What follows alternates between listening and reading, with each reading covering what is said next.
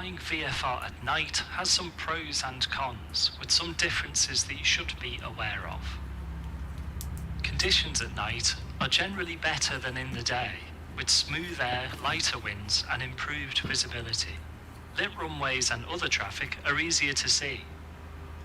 On the other hand, your visual references are restricted, with less ground features visible for navigation and often the absence of a clear horizon.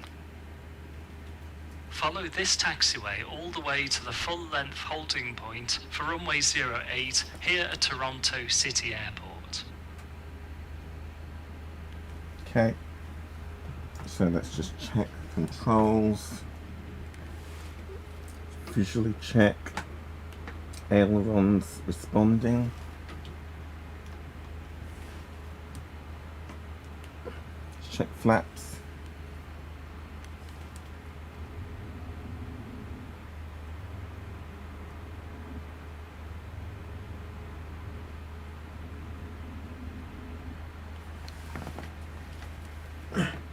Check the elevator. Okay, there we go. 3 incorrect. So we're going to go to the holding point.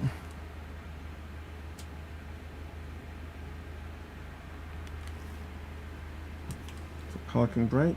Let's hold the brake first.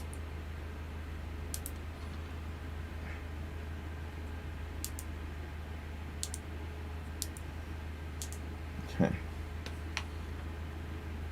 Apply a bit of throttle. Let's get some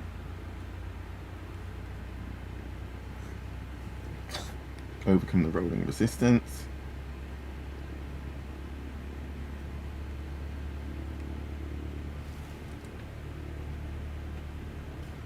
Turn on our pitot heat.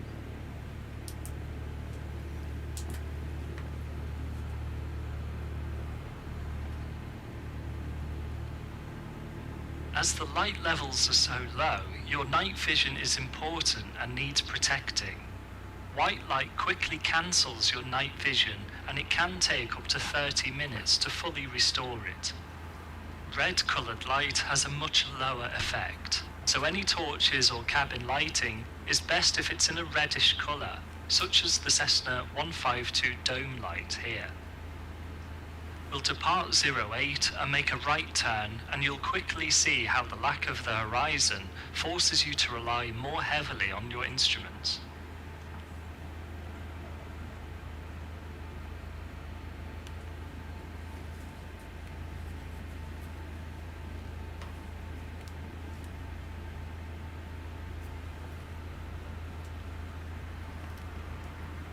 No other traffic on the manoeuvring area.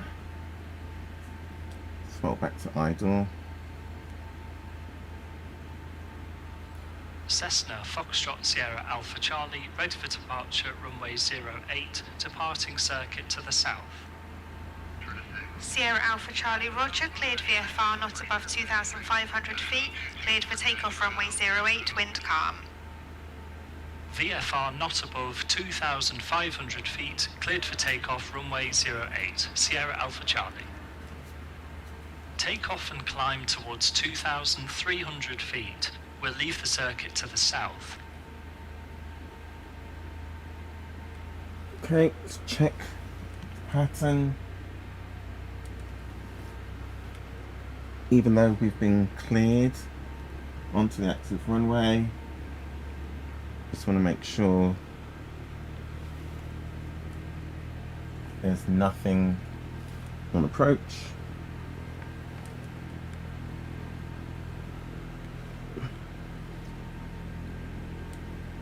We'll do a rolling takeoff, so we'll just line up and then apply full power rather than coming to a stop. Line up on the center line.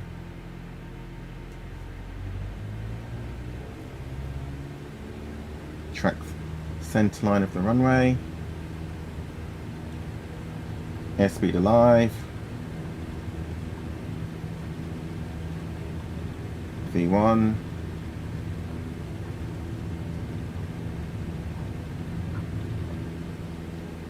Positive rate of climb.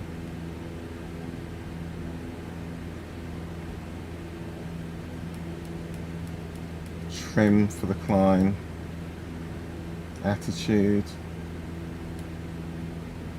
passing 300 feet, flaps up,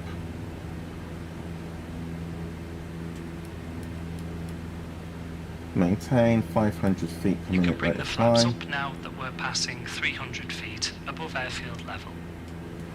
The climb attitude flaps up gives about 7 degrees nose up on the attitude indicator with 75 knots. Make a mental note of this for later. Now make a right turn to heading 180 and keep climbing to 2,300 feet.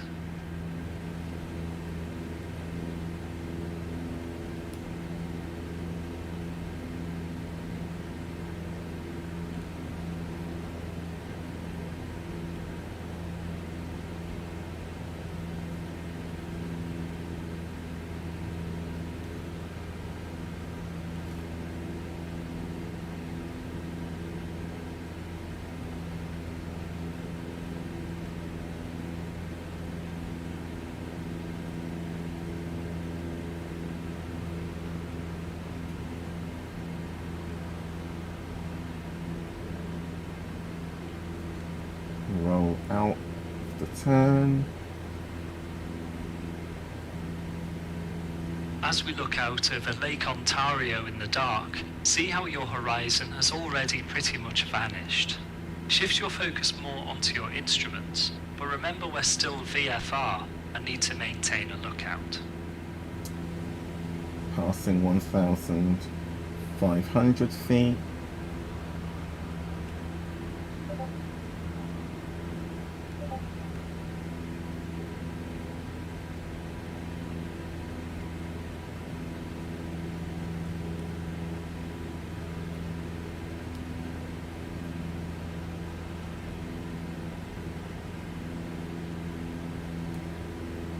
$1,750.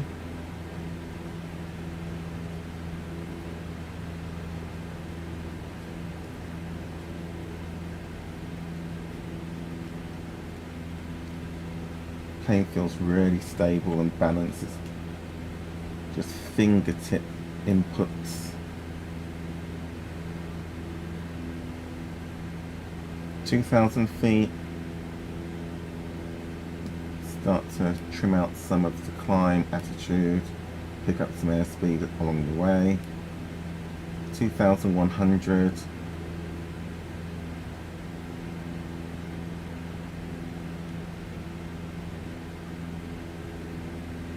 As the airspeed increases, rate of climb goes back up. So trim it out. Level off at 2,250. 2,300 feet using the attitude indicator and VSI to set level flight. You can lean the mixture a little, set power for 100 knots and retrim.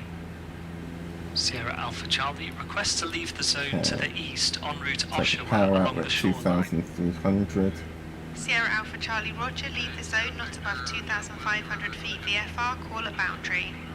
Not above 2,500 feet VFR, Wilco, Sierra Alpha Charlie. We don't want to get too far out over the lake, so make a left turn to heading 020 back to the shoreline.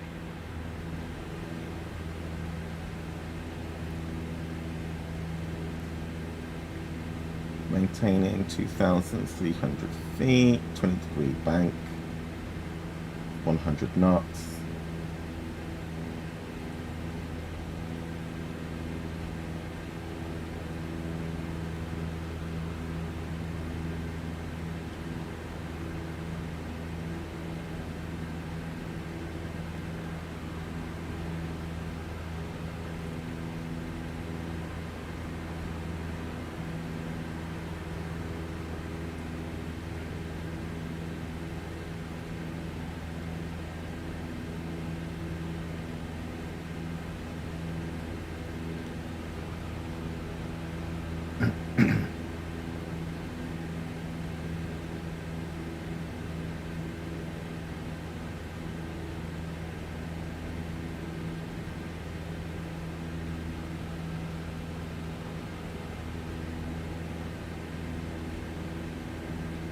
This heading keeps us tracking the north shore of Lake Ontario, parallel the runway, and brings back a partial horizon with the streetlights off in the distance. Try to use both the partial horizon and the instruments to set and maintain an accurate straight and level. Take us back to the shoreline.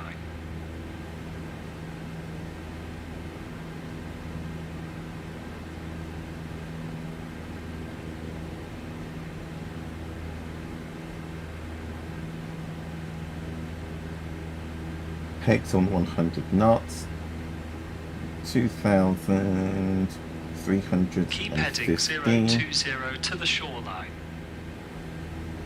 Okay, I misunderstood his instruction then. I thought he wanted me to go straight to the shoreline, but we'll intercept it at 020 instead. It's my own fault for second guessing myself.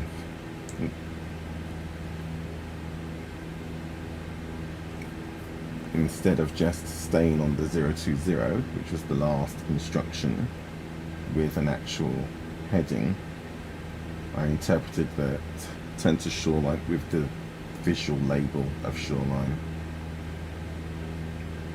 as a new instruction and a visual reference point. So I'm not too concerned about that deviation then. We're pegged at 100 knots, we're bang on 2,300 feet.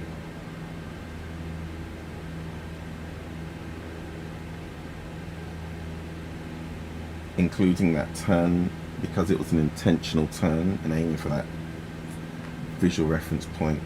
So far, happy that 100% of this flight has been under control and well within tolerances, well within a 5%.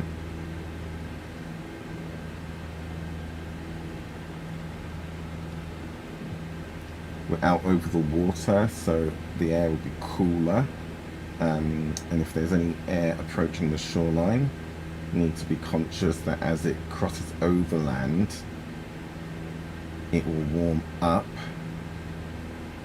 and it may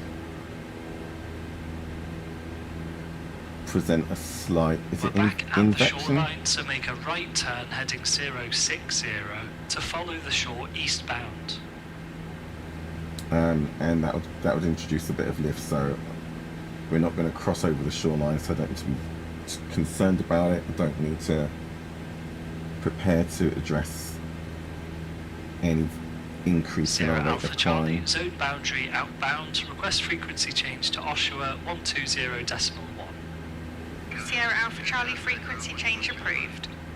Keep tracking the coast on heading 060 and we'll switch over to Oshawa.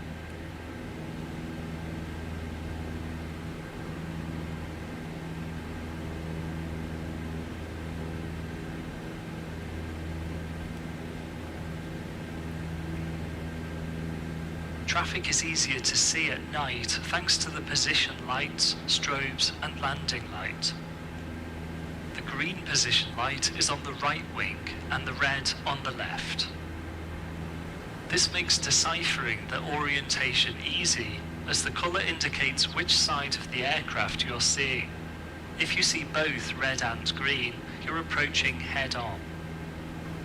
If you do encounter another aircraft head-on, you both make a turn to your right to increase separation.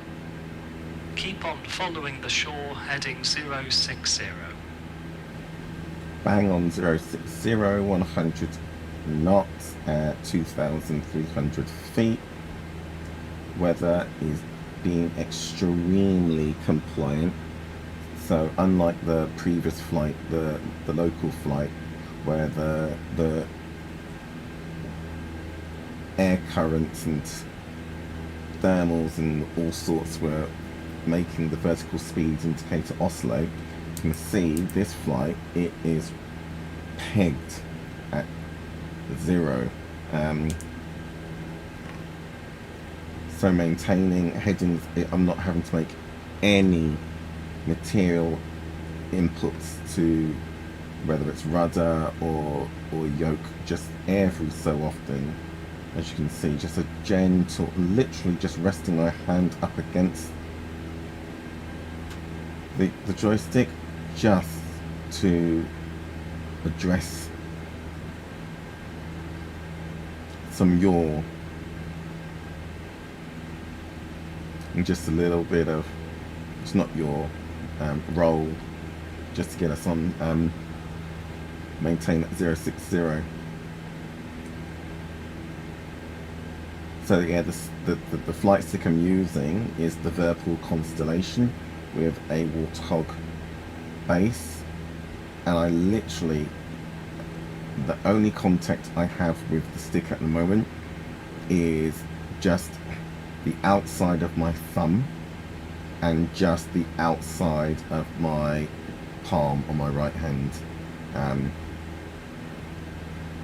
I've literally just put my forefinger on the side of the yoke as well, but I could, it feels as though I could just breathe on it just to put the inputs in. I'm not having to ham fist it, not having to like fight the aircraft and overdo the inputs. If you look at 9 o'clock off the left wing, you can see up the centre line of the runway at Buttonville.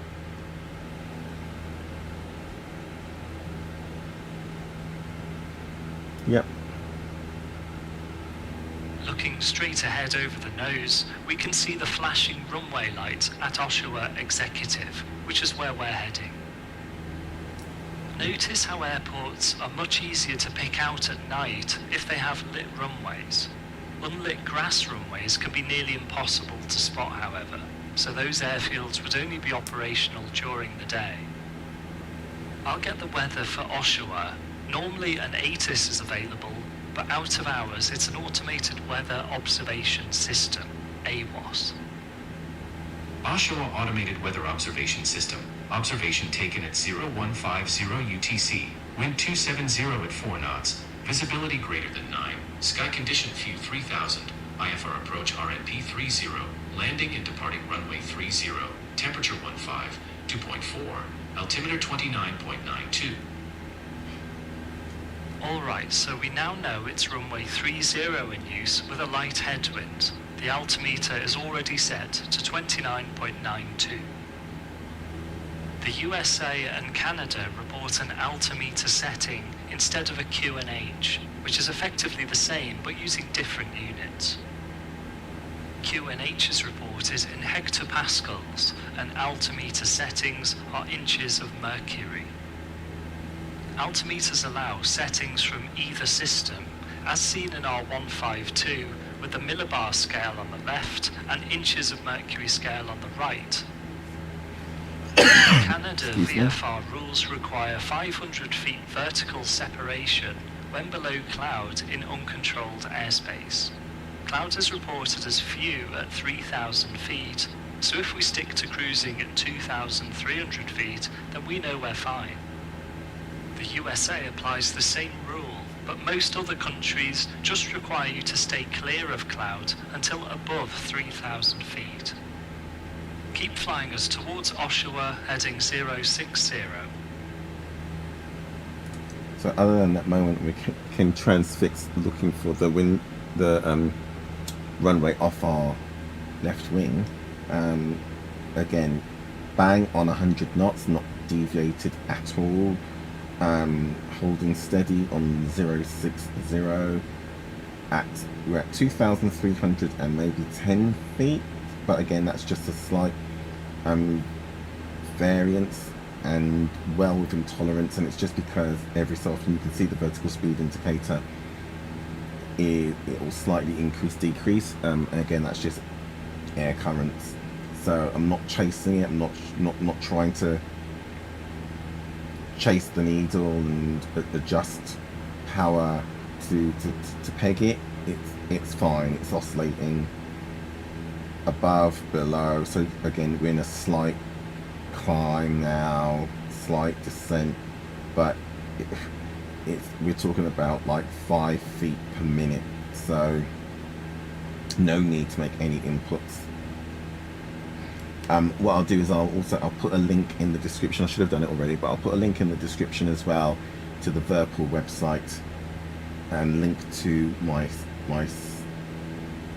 stick so that you can visualize what I mean by where I'm holding it and how much input I'm having to put. And it for me has been like a night and day change in the control that I'm able to have, whether it's in Microsoft Flight Simulator, DCS, any flight sim where I'm now using this. It doesn't have force feedback, but it doesn't need one. It has clutch loaded springs, so the sense of resistance is there. It feels as though it may as well have force feedback, but it gives a really nice tactile feedback. It makes you feel that, well, for me at least, it makes you feel that it's actually connected to the aircraft.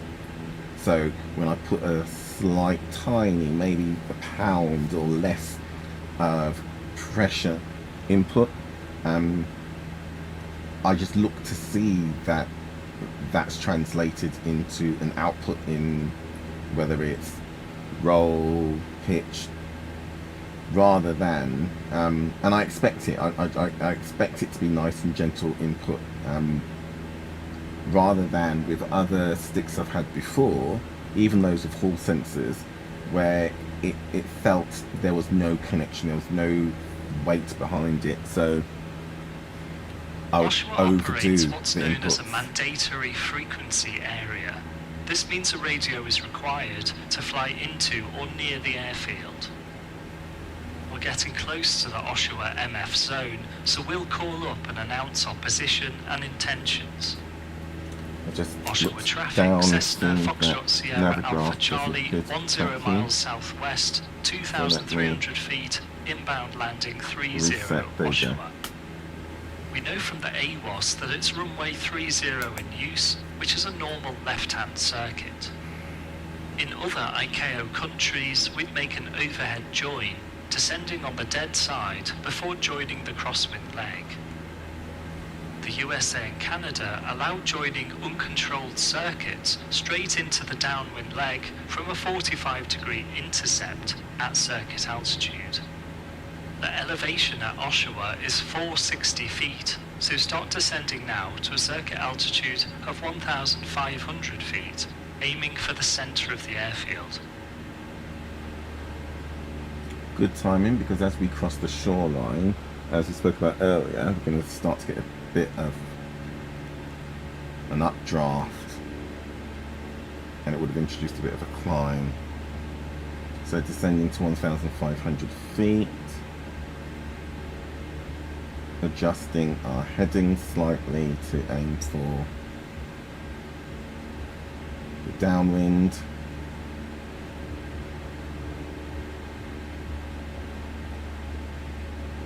Reduce speed further so that we get at least a 500 feet per minute rate of descent. Don't want to be too high when we get there.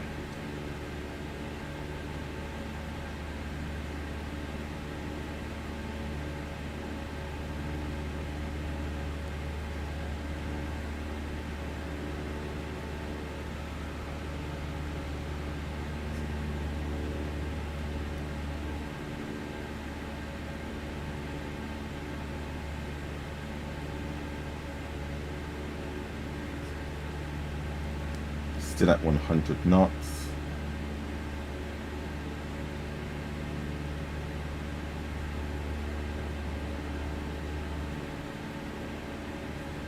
(1,700 feet).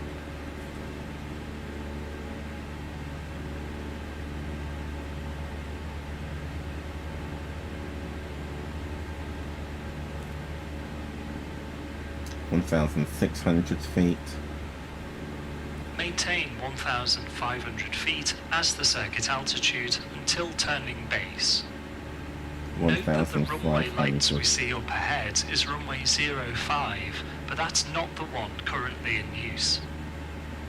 Oshawa traffic, Cessna Foxtrot Sierra Alpha Charlie, joining mid downwind 30, Oshawa.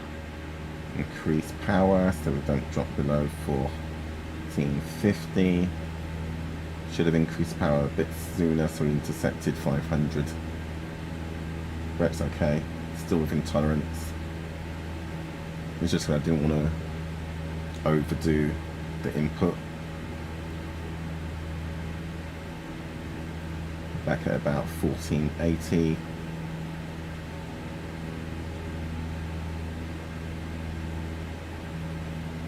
Just checking the compass rose so that I've got an idea of where 030 is.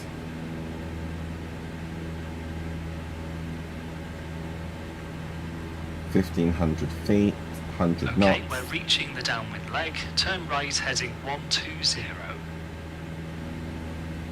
Turning right, 120, 20-degree bank angle, a little bit of back pressure to arrest any descent. Still at 100 knots. Picking 1,500 feet. Rolling out traffic, Cessna 120. Foxtrot Sierra Alpha Charlie, downwind 30, Oshawa. Downwind checks, brakes pressured and released, undercarriage fixed, mixture full rich, fuel on and sufficient, instrument T's and P's are green, cabin is secure. Looks like a good place for turning base. Start turning left, power back and commence your descent. Take flaps 10 when within the white airspeed band. Okay.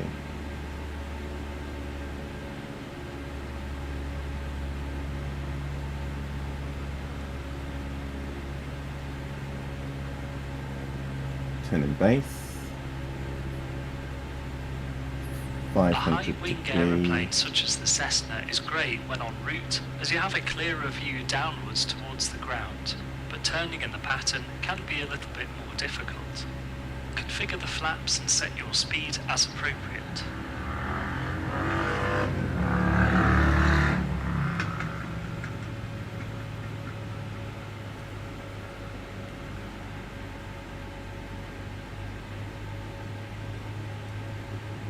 Oshawa traffic, Cessna Foxtrot Sierra Alpha Charlie, final 30 to land, Oshawa.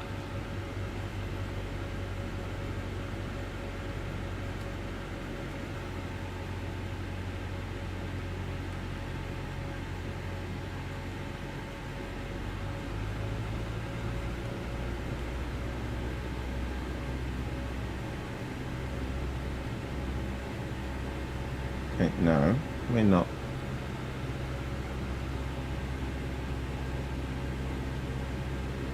Okay, that call was delayed, so we've flown past base and final, so let's rejoin the circuit. Let's level out.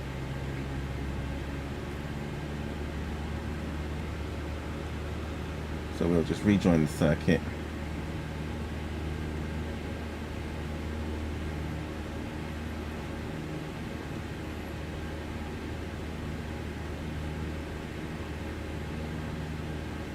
We'll go upwind, crosswind, downwind, base again.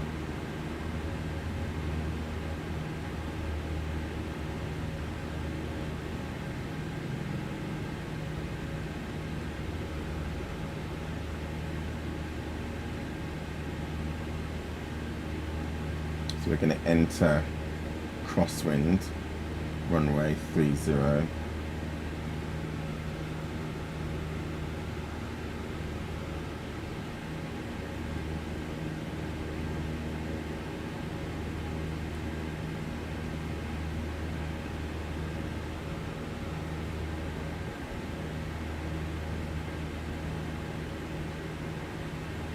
Get back up to circuit altitude.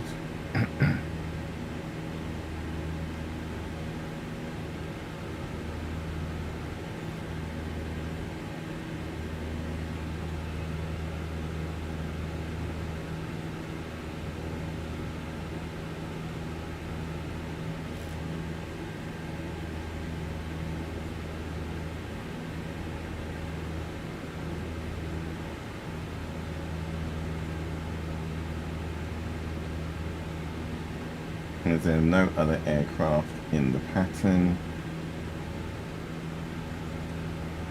Okay, we're crossing runway 30. No other aircraft in the pattern. We'll take a tighter circuit.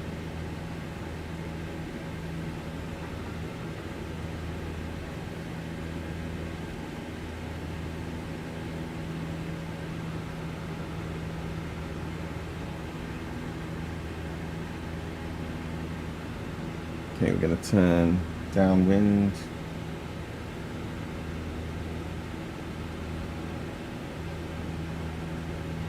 And then we'll just do a continuous turn base onto final.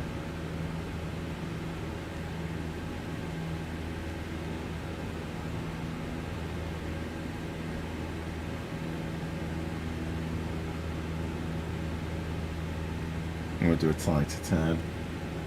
So just scanning to make sure there's no other traffic in the pattern.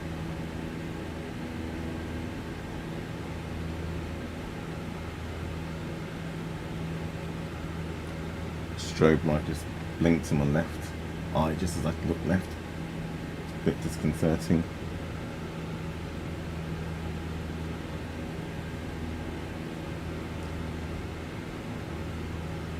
We'll wait for it to get at our 7 o'clock, the threshold for 30, or 03 I should say.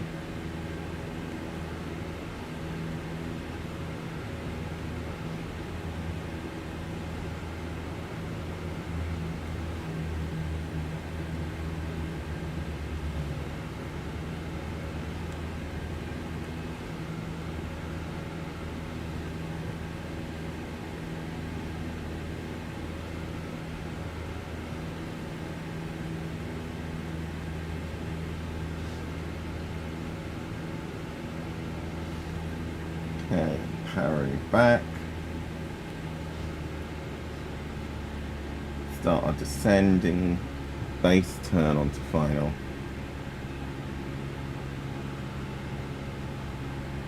-20-degree bank.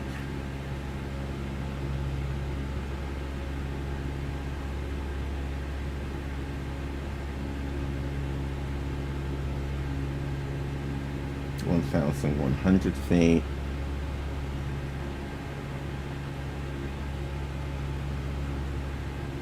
1,000 feet.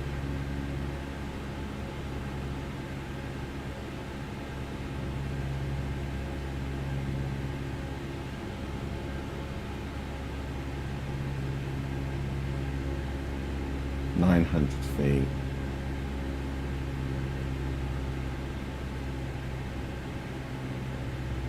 Runway in sight, so visual. Happy's alive. Statement is still a little bit high, but that's fine. Back on the power.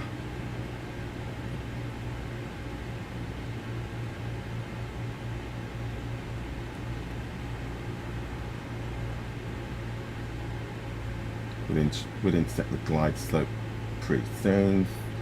Eyes on our touchdown point. Power to idle.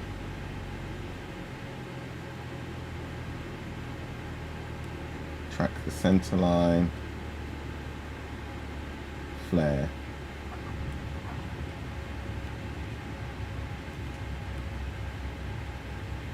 We'll just apply some brake. Conscious not to overheat the brakes.